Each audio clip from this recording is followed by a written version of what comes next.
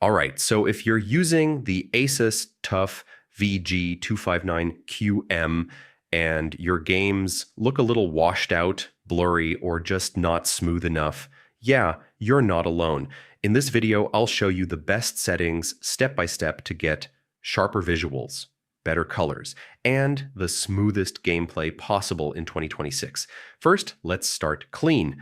Open your monitor menu using the joystick button behind the screen, then go to System Setup and choose Reset. This makes sure old settings aren't messing things up. Now go to Game Visual Mode and select Racing Mode. This mode gives the most accurate colors and balanced brightness, which honestly makes everything look more natural.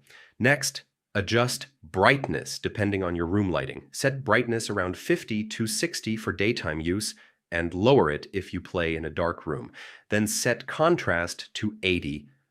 This keeps details clear without crushing shadows. Go to Color Settings, choose User Mode, and adjust RGB values. Set red to 80, green to 100, and blue to 88.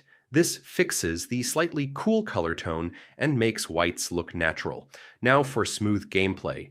Open the gaming section and enable overclock, then set refresh rate to 280 Hz.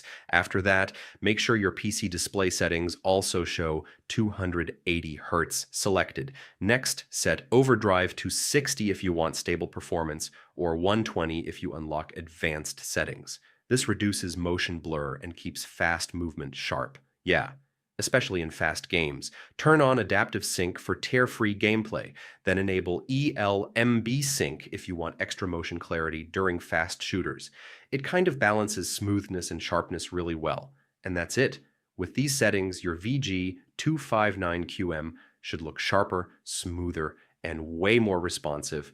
If something still feels off, just tweak brightness slightly based on your room lighting, and you should be good to go, you know.